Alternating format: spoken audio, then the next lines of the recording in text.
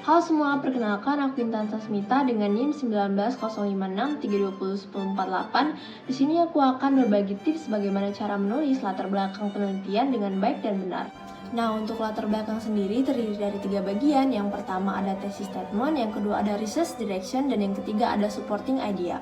Thesis statement merupakan pernyataan awal tentang suatu keadaan yang seharusnya terjadi, namun tidak terjadi.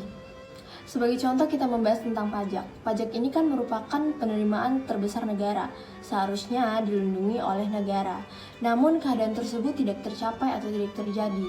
Dari hal tersebutlah kita membahas tentang latar belakang.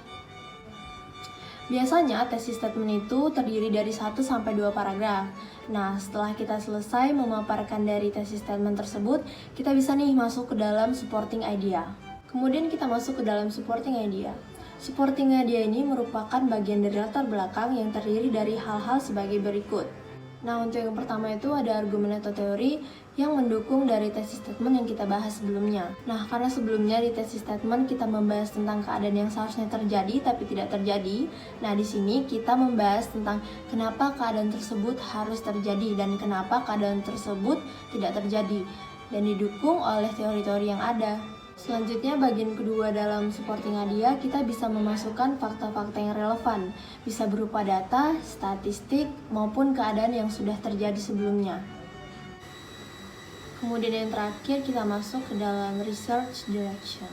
Research direction adalah paragraf terakhir dari latar belakang kita yang isinya membahas secara singkat hal-hal yang akan kita bahas di bab-bab selanjutnya dari penelitian kita. Kemudian yang terakhir kita akan membahas tentang research direction.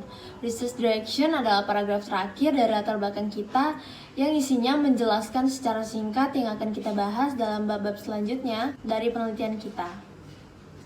Sebagai gambaran, ini adalah latar belakang penelitian. Di paragraf pertama dan 2 ada thesis statement, kemudian diikuti dengan supporting ideas, dan di paragraf terakhir ada research direction. Nah, setelah kita selesai menulis latar belakang kita, dari situlah kita bisa menentukan judul yang pas untuk penelitian kita. Nah, mungkin itu beberapa tips yang bisa aku share untuk membantu teman-teman dalam menulis latar belakang penelitian. Kiranya bisa membantu dan maaf bila ada salah kata. Terima kasih. See ya!